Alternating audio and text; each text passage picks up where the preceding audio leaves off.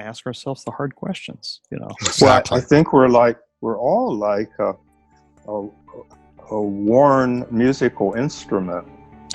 I think like a cello Mm-hmm. that it's been worn and played many, many years, for some of us longer than others. And hopefully we get more mellow and we show more shared warmth. Mm-hmm. And out of that comes the love we need. So, Hello, this is Clay Boykin, and I am in search of the new compassionate male. Today, Dennis Tardan and I had the opportunity to have a wonderful conversation with a dear friend of mine, Art Carter. Here's that conversation. Hello, world. It's me, Dennis, and I am here with my dear friend, Clay Boykin. Clay? Hi, Dennis. It's good to be here. We are both, all of us are in search with Clay, in search of the new compassionate male. Today, we get an opportunity to have Art Carter. Welcome, Art, to the conversation. thank you. I wanted to ask you, I want to ground us all in history. So I am 72 years old. Am I the elder in this group? No, I am, I think. How old are you? How old are you? 76. You're 76. And Clay? Yeah. I'm 66. All right. So we all grew up in the United States of America during this time, during all of our lives, correct? Overlapped. Yeah. Yes. Right. And it feels that something has changed in the United States, that we are now talking about issues of race in ways that we've not talked about them over the course of our lives. That's what it feels like to me. So as our elder brother on this conversation, Art, one of the things that I would like to do is to know about your experience as you were growing up through the civil rights movements, through that. What was the consciousness, your consciousness as it was evolving, your awareness, your understanding? Because when we're a fish in the ocean, it's very hard to perceive that there is water. When there is just this, when it's just within the culture. So having your experience and would help to ground me. Well, I think my first exposure that I was aware of to the idea of civil rights was grade school, when we lived in York, Pennsylvania, which is in the Pennsylvania Dutch area of the state, southeast, Lancaster, York, Gettysburg kind of area. And I didn't understand why my parents had to go to the school board to have a meeting about going to elementary school. I mean, I was too young to understand that, but I was aware of it. And it turned out that the historically black elementary school and the one that they wanted me to go to were equidistant. In other words, almost 2 feet, you could walk them off and they would be in the same area. So I did not realize they had to go and ask for permission to send me to a central elementary school versus Smallwood, which is the same school my dad went to in the 1930s. That was a big decision. And I realize now when I reflect on it, and I went to a reunion, the 50-year reunion some years ago of the elementary school, that it had a real impact on my life, because of the five other African-American children, and I know their names, that went to school with me. We were not, a cohort. I mean, we didn't think of ourselves as that. But all 5 of those folks have PhDs and have made some effort to be leaders in their fields in 2000. And I haven't kept in touch with some of them since 2017, probably 15, 17. So that was my first exposure. The decision to push to go to a grade school that was all white, all white teachers, but I remember it as a very loving and caring place. That's my memory of Central. And at that 50th reunion, going back there, in fact, it was probably 60th reunion now that I think about it, meeting 2 of the teachers, one of which died within a few weeks after I went to the reunion. I felt like family there. Yeah. Wow. Did you have an awareness, Art, that the situation in the South was different? Was there dinner table conversation? What was the dinner table conversation about? What year were you in the first grade? That would have been, let's see, 44, 5, 49, 6. It would have been 1950. All right, 51, somewhere there. Truman had just integrated the military, so that was the first time that was happening. So what I'm trying to get some kind of an understanding of what the dinner table conversation. Well, I remember it was political in the sense that I had a large "I like Ike" button that was huge for a kid. And I wore that to school very proudly, thinking that Ike was my vision of sort of a granddad. And Eisenhower was important to me, and watching Mamie on television. We didn't have TV, but my neighbor did. And that, I think, was the beginning of really a political awareness, too, of what did he stand for, that he was someone you could trust as a leader for the country. And then, of course, I remember all the election people that I was always curious about, like Adlai Stevenson was someone I really admired, and I don't know why. I mean, I remember him sitting with his leg crossed, and you could see a hole in his bottom of his shoe. And I thought, well, he can't be all that powerful and smart, which he was, and intellectual, because he has a hole in his shoe. It was a large one, too. Clay, were you having? Did you go to an integrated school in Texas? And then when you went to Texas A&M, yeah, it was already integrated at that time. Yeah. So I was in College Station, Texas, and we were not integrated until I believe I went into the 6th grade, which was about 65. Yeah, and the reason we integrated at that point was that Lincoln School during the summer burned down, and that was the black school. And so just common sense, everybody's got to go to school. And so we were brought together. And I think it was because we were brought together like that, nobody gave it really much of a thought. And I don't recall, I just recall it being, okay, this is what we're doing. This is, I grew up in Victoria, Texas, which is south central, and we integrated early in the sense that, for a lot of reasons, but it was in 1960, they integrated the schools, and in elementary school and in junior high and high school. However, I remember Jim Crow in the South.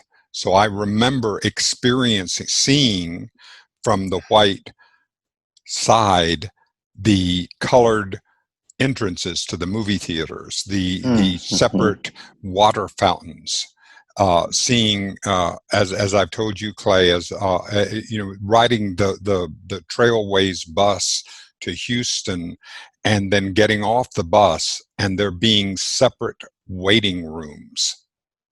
So this is what we're going. So this impacted me in way. Even though my mother was an artist and an actor, and we had a very liberal consciousness about what we were saying about people, about equality. I did not realize that the racial bias that I swam in had permeated into my unconscious, Mm-hmm. was in there, and it only has been in the past few years, and certainly the past month and a half, that I have really had to face that in ways that I have Mm-hmm. never had to face before. Have you had that experience, Clay? Yes. Golly, our family doctor, we all loved. Wonderful family. His son and I were buddies. I remember as a young child going into the doctor's office, thought nothing of it. And one day I went all the way down the hall and realized that there was a back entrance. And that was a colored entrance. And it just didn't, that really struck me at the time, because it was so counter to what my perception was. So it was absolutely present, but I was unaware of it. Right. Well, we were fortunate in that my dad's doctor, who served him when he was younger, he was African American. He was still our family doctor until I got to maybe mid-grade school, toward the end of grade school. And then we got another family doctor who was the brother of my homeroom teacher in middle school. And we loved him. He was a good, he was white fella, but he was a very good doctor. And having his brother as my homeroom teacher, I just felt it was like a family feeling. Mm-hmm. And that was good. The first real racial separation issue I remember back then was pretty much not, well, I knew in middle school, we called them junior high schools in those days. Right. In junior high school, that I was going to the only really mixed middle school, because in the city, the other two junior high schools were 99% white. Mm-hmm. I think one was 100% white, and the other one might have had a smattering of African American kids. Mm-hmm. And at the same time, my play brother, that's someone I grew up with since I was 6 months old. I still consider him my brother. We don't call play brother, but he's my brother. I've known him for 76 years. We wanted to join the YMCA to go swimming because the city had closed the pools, municipal pools, to keep out integrated pools. That would have been maybe 1956, somewhere around there, 56, 57. But we weren't able to do that initially. And it was one of our, again, a teacher to the rescue, middle school teachers that said that my brother was a good guy. He knew him much better than I did, and that he should be allowed to join the YMCA. And when that door opened, both of us went in.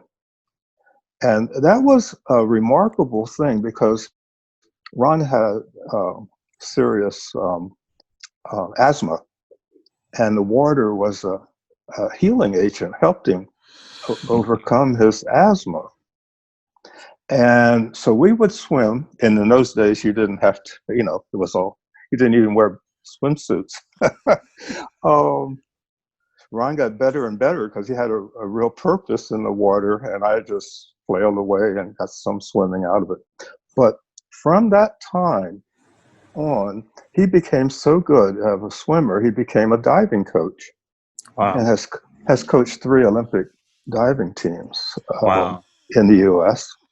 And but he was not allowed, once we joined the Y, to be in the water by himself. I mean, with other white kids. He had to swim separately. Right. And finally, the coach, who I remember him, my high school teacher, was named Schmidt, said, "Well, that boy should be able to get in the water with the white kids." And he was admonished for saying that. But we were around the pool, and one of the white kids was flailing away, and Ron jumped in the pool and helped saved him. And from that effort, we were allowed to swim with the white kids. Hmm. You know, it's interesting that you're talking about the pool, because this is bringing up memories in my mind. And we had separate swimming times.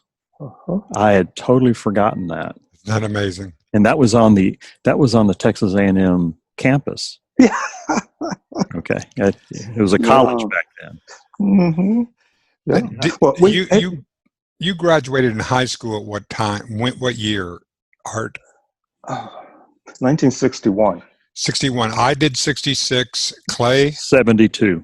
72. Okay, now, so what was your awareness, understanding of where the civil rights movement was? Was there any talk about it? Any talk about as you were your cohort, about what was going on in the South? Why was it different? How was it? No, we didn't have, I don't remember any family conversations. My dad and mom were both voracious readers, but I don't remember ever having any conversations about that until college. I don't think I had any feelings. I remember in college when Dr. King came and spoke, how exciting that was to see him live. And he gave a very famous address at that time. That was back at Penn State in 1963. Wow. And of course, I was just, wow, Dr. King. At the same time, I had quite a political awareness because I was a real JFK fan. And my mother was an active neighborhood support person for the Democratic Party. And she got the title of being a committee person, state committee woman. And so politicians would come in and out of the house, and they usually dropped off money. So it could be used to get people to the polls. That was one of the that was important in our neighborhood. If you were you had to get money for taxi or money to do whatever you wanted with it. But that $10 or $5 was a big deal in those days. And so she would end up with this big wad of money, which was to be given out in the neighborhood and get people to vote. Yep. And that party worked that way very well. And as I got older and in college, on my vacation time or when time off, I would do some volunteer work. And then one of the jobs was to collect that money from people who had state jobs. You would go door to door, well, call them first, and pick up their contribution back to the party. And we had rosters of all the state employees that lived in our community, and they would all chip in some donation. It wasn't a donation, but you had to pay. That was the party during that time. Yes. So you're all right. So you're graduating. You're graduating from college, and so I'm were you aware, and so what was your consciousness about the change that needed to be made and the changes that needed to be implemented as a society when you were graduating from college? Was there an arc in your consciousness, Art, that you could? Well, it's very personal. I didn't have a sense of a national movement or agenda. I just remember graduating and I didn't want to live at home. So I lived at home, I think maybe 6 months or something, and you wanted to be on your own. You had your bachelor degree. You thought you had achieved something. And I remember looking for my first apartment in York, Pennsylvania. And I didn't have a car or anything, but I had access to an aunt's car. And looked up, Clay, I might have shared this with you. I looked up an apartment was available. Oh, yeah. And at that time, I was a school teacher. I had my first job as a school counselor. And I was the first counselor in the elementary schools of York. They never had elementary counselors. And I thought, well, what are you going to do? Well, you're going to be an advocate for the kid and the parents in relationship to the school, because it was clear the school was very unfriendly and hostile to parents. Mm-hmm. Anyhow, this was my first encounter with additional prejudice. I called up an ad in the local paper, and I thought, can I afford the apartment? And I called the lady, and she said, well, there was a school teacher living in this apartment, and she's moving back to Arles, France, which was our York sister city. I knew about Arles, and I thought, well, she could afford it, then it's going to be in my budget. I'll go look at it. I drive over to Philadelphia Street, which is one of the main streets in York. And the woman standing on the stoop out front on the porch. And I said, oh, hi, I'm Art. I didn't use Arthur. I think I used Wesley, it was my middle name. I said, I'm Wesley Carter. I just talked to you about the apartment. And she said, with her arms folded, you didn't sound like a nigger on the telephone. I couldn't rent to you. She said, my tenants wouldn't have it. And that was the first experience with housing discrimination. And there was no one to talk to about that, or nothing you could do. Of course, I didn't get the apartment. And then looking for other apartments within the same weeks or months, I got physically assaulted twice by people in York who did not. One man, get off my porch, and grabbed me around the neck and throw me off the porch. And I was a little guy in those days, and you didn't fight back. What was on the way home from the apartment, from being told that, going home from the apartment, do you remember what was going through your head, or what was going through your mind as you're going, as you go home from these encounters, as you go, what goes through your mind? Well, I don't remember, but I know I was a church kid growing up in church. So I think I kept thinking that he was evil. There's something evil about that person. I couldn't put it. I don't even think I thought of it as just prejudice, because I didn't have a good handle on what prejudice is. But I thought of him as an evil person. All of them. Yeah. And that was the status quo. That was just the beginning. I got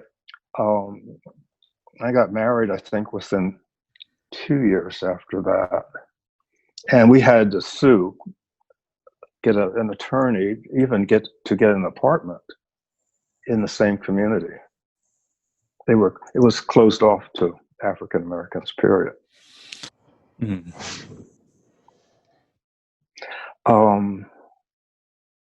We had eventually in that same community, we were able to buy a house. Well, not in the same community, but nearby in the county, and was quite happy about it.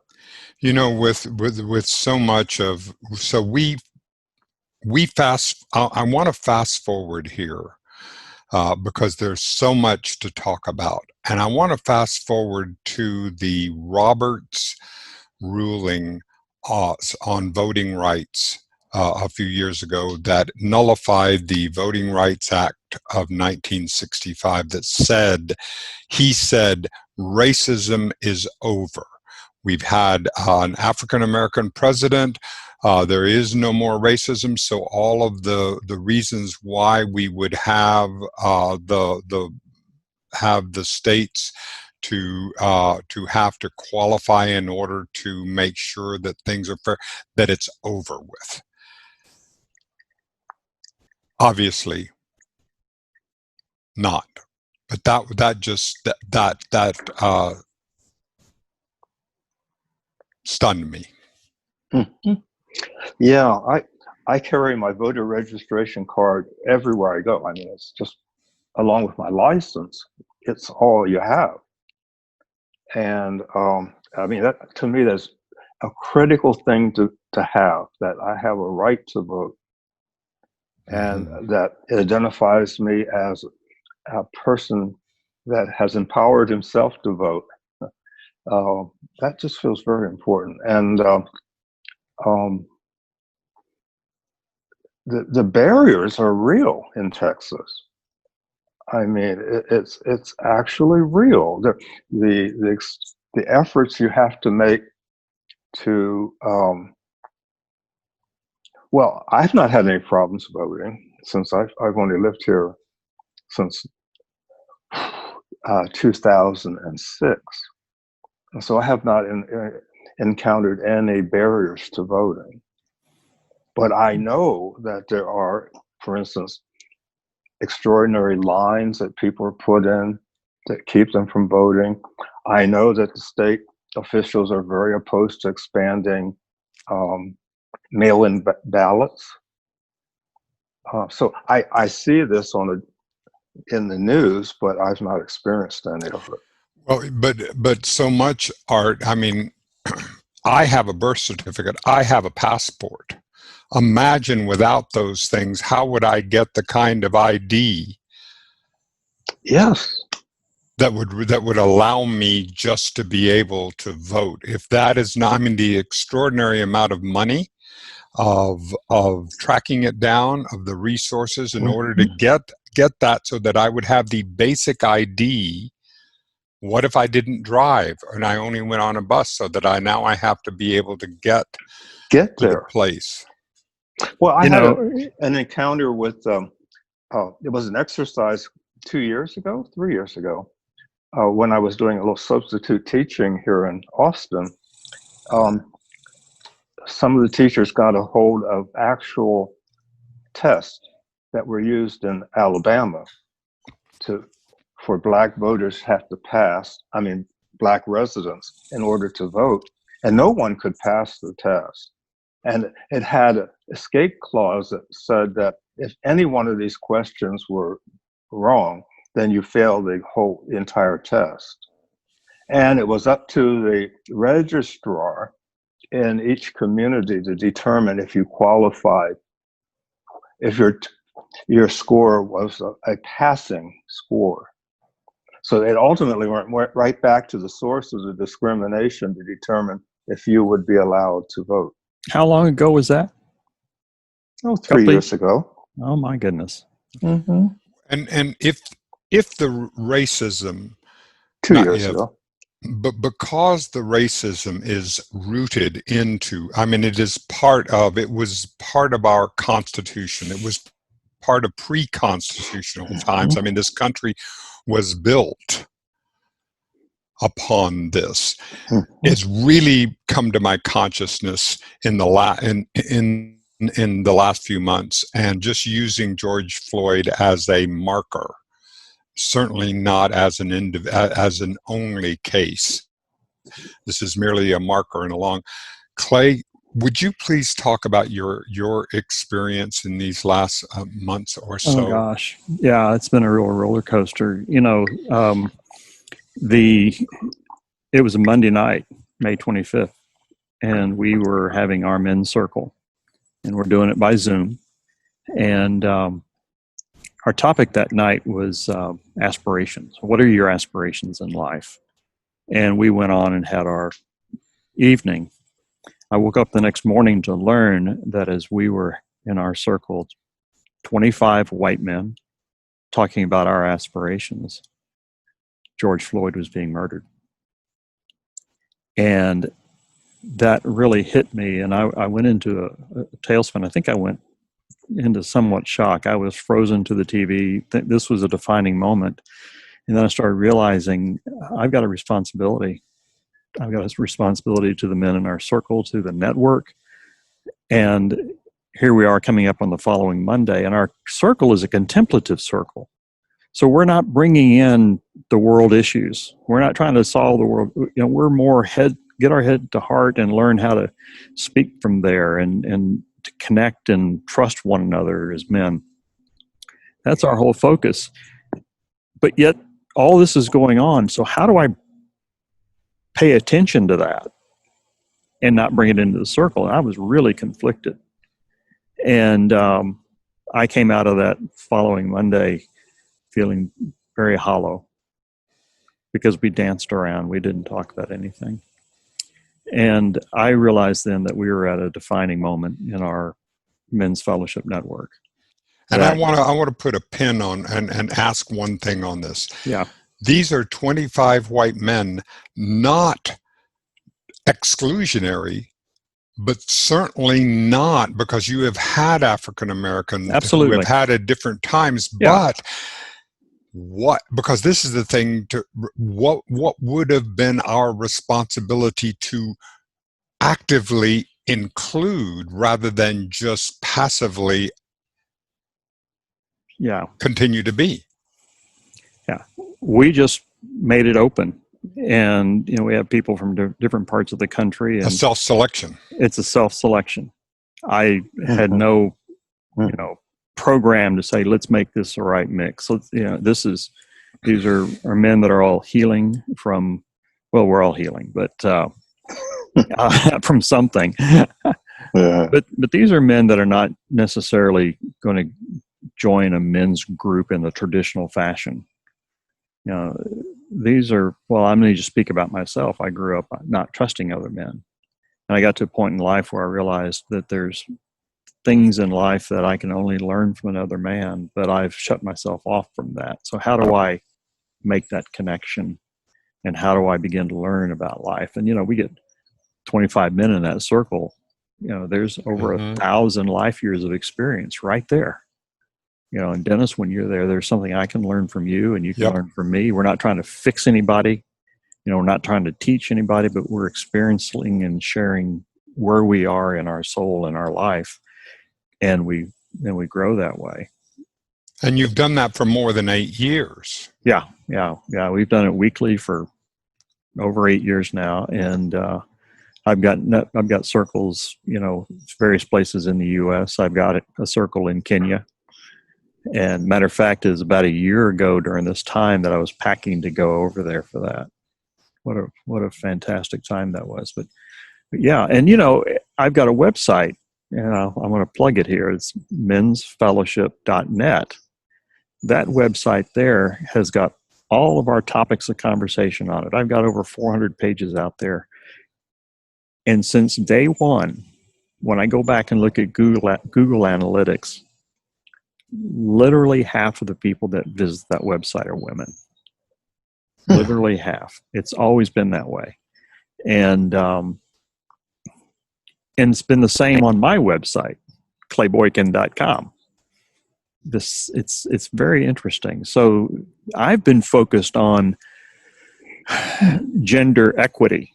And I've been working in that program with some fantastic folks with Gender Equity and Reconciliation International. Like 28 years doing this, deep healing between women and men, realizing that the patriarchy has wounded us both. Let's find that as our common ground and learn to know each other in a different way. Absolutely.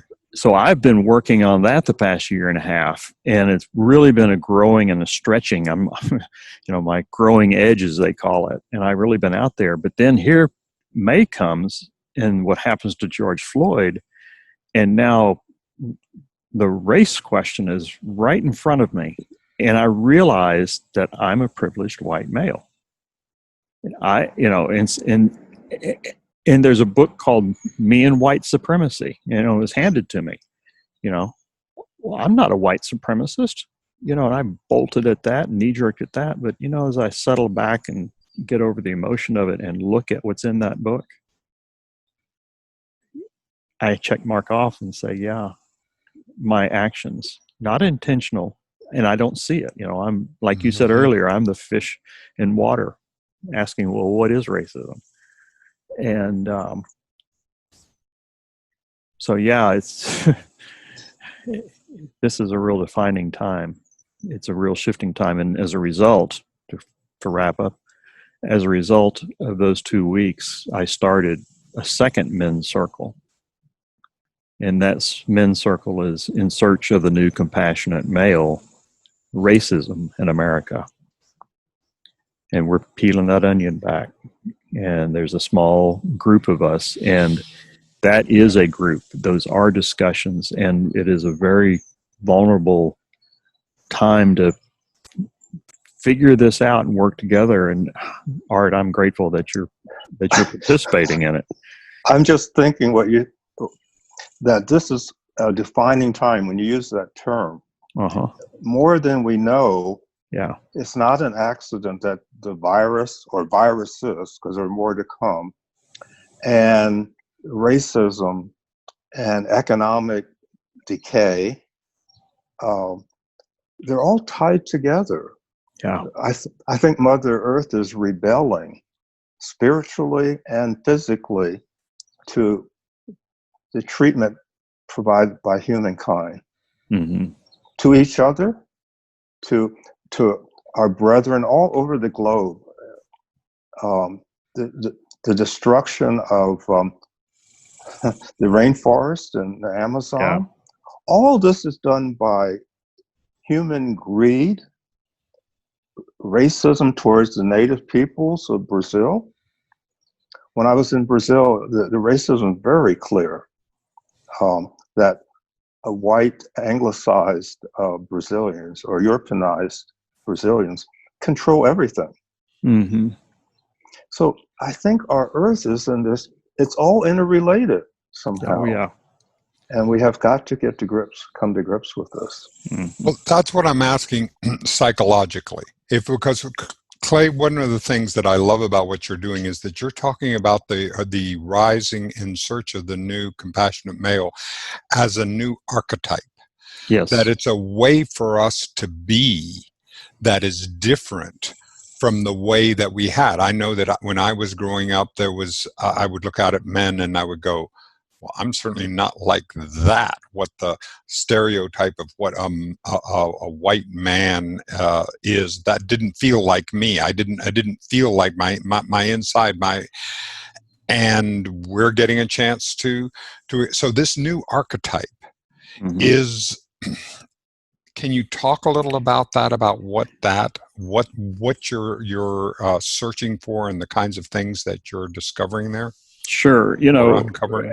If I go back and, I guess Carl Jung and his conversations and his studies and talk about archetypes, and then Robert Moore and Douglas Gillette, I believe, with the king, warrior, magician, lover, and that conversation about those archetypes and men growing and understanding what those different archetypes are. And that's, well, I'm a king, well, I'm a warrior. Well, they're really kind of a hybrid. We're all, an archetype is not one person. But what I am witnessing and what I'm finding in my travels across the U.S., and I found it with the guys I was working with in Kenya, is that underneath the surface, in each and every one of us, there's a burning that's happening. And that burning is truth. Mm. And we know it, but we're pushing it down because Yeah. of how we're trained and how the patriarchy, the whole system. And I believe that's the essence of love played out for me, an expression of compassion. And so I believe that within every, king, warrior, magician, lover, that there's a spark of compassion, that's the common theme. And so to rise up and say emerging from those archetypes is the new compassionate male. It doesn't negate any of those. It's Right. a yes and. Mm-hmm. Let's see this. Let's define what this is. And that's what I'm looking for. I don't have that answer. And I'm searching for that. And I'm engaging people, say, what is that? That's what this conversation is. What Yes. does that mean? So, Art, as an academician and scientist and study that you studied for all your life, and you're so beautifully well read, how does that resonate? Help us with this, and for both you personally and you from the broader knowledge that you have over all the literature, philosophy, and psychology and science that you've experienced. Well, I think Clay's statement of the concept of a compassionate male is very Jungian, Mm-hmm. and it really is. It's a fusion of Yes. of new thought Mm-hmm. and ancient wisdom. Mm-hmm. It's the kinds of things that before the dominance in our global society of male dominance, Mm-hmm. the mystics spoke to women,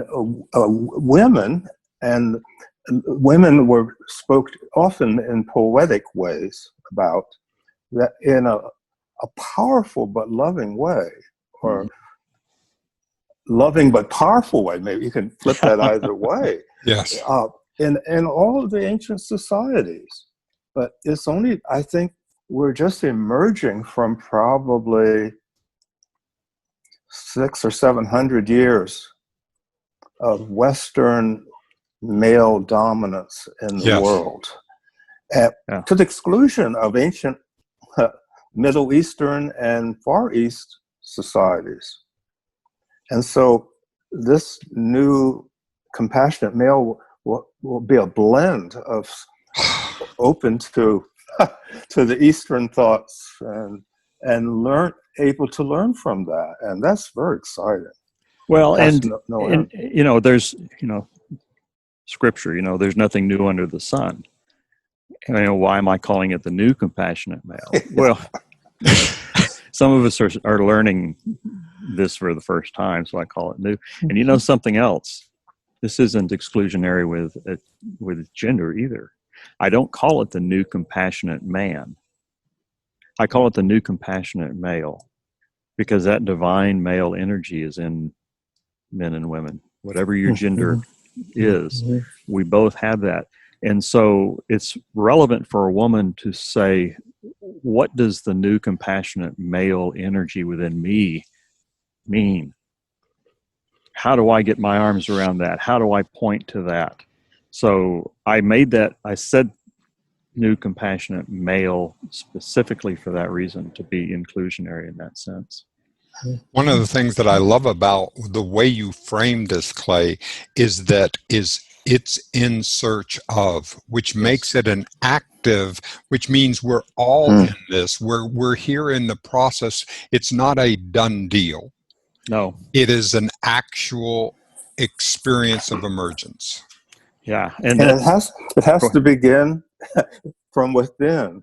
Mm-hmm. Thank you. I mean, intellectually, we can understand the changes and look for social change to help social change, but it's an actual inward movement to discover our true souls.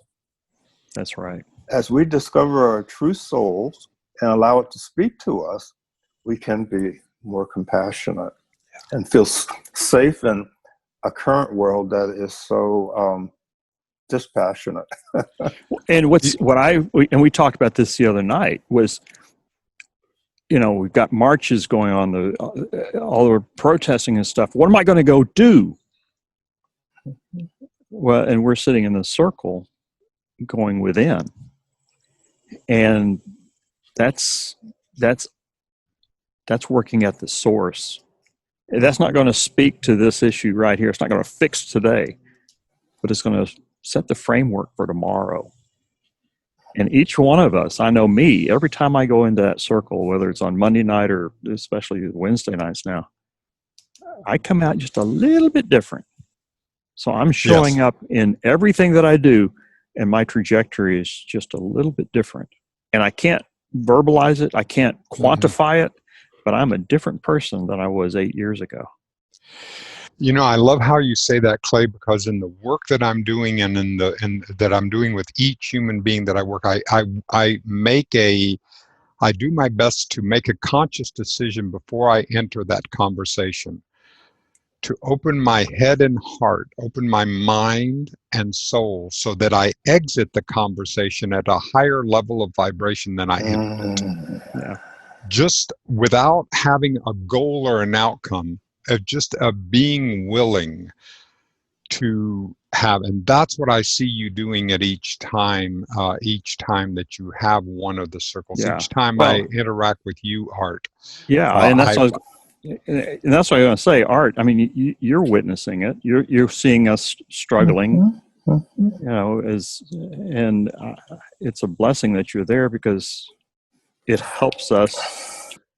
It helps us really ask ourselves the hard questions. Exactly. Well, I think we're all like a worn musical instrument.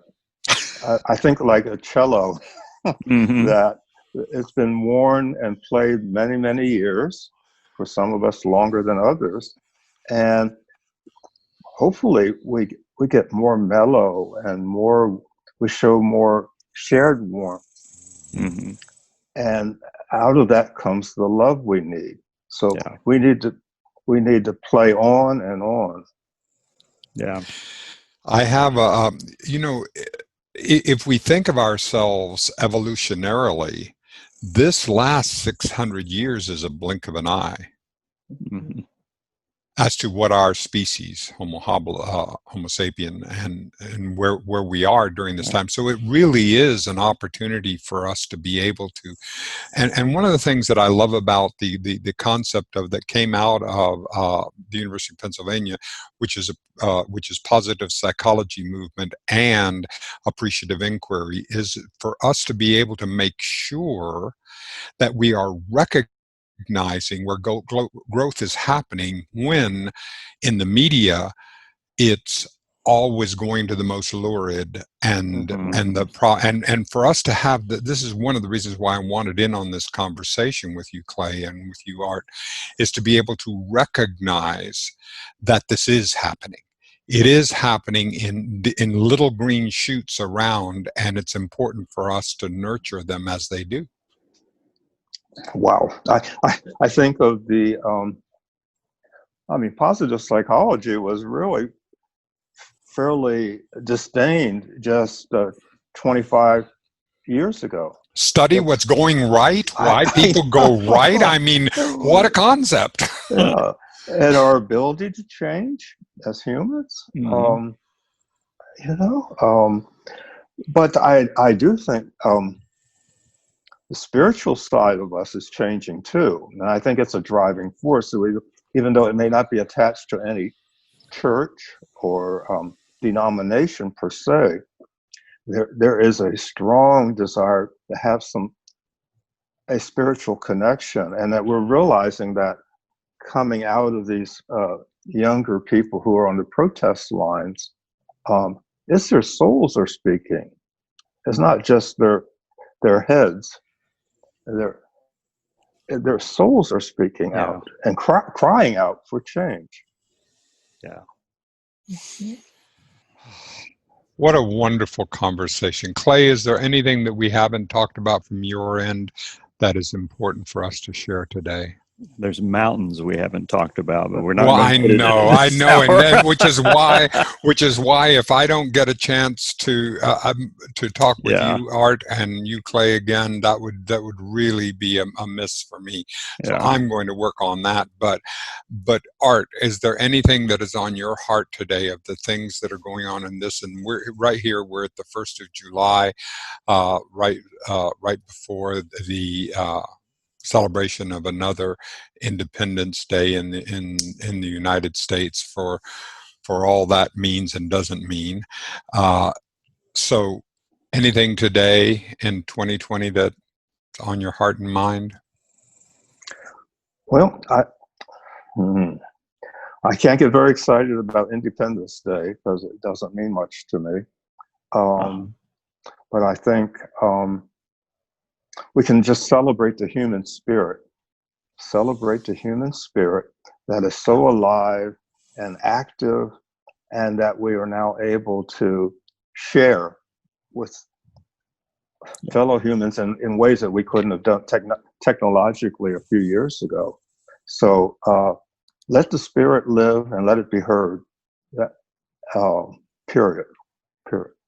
You know, I want to chime in on that, Art, and I'm glad you said that. And in some of my studies over the past several years, at one point I went back and looked at a very high level at the Vedic texts. And then I looked at the New Thought principles and realized that those are almost identical. And so earlier on, when you said New Thought, Ancient Wisdom, that's exactly what it is. And there is nothing new under the sun. We're saying it way back there. And that's the point that you're making about, you know, it's about love, people. Yeah. And for me, yes, it's about love played out with action in terms of compassion for self, for others. The Snowmass Conference, all the interfaith traditions, all there, they all agreed on 10 basic premises, 10 things that they have in common. I go and lay that on the Vedic text and the New Thought text. Well, guess what? They almost all line up. So you're right. We're all heading in a common direction. You don't see it on the news, but make no mistake about it, it is happening. It is absolutely happening. So thanks for bringing that up, Art. Thank you, Art. Thank you, Clay. This is Dennis Tardan, and we will see you next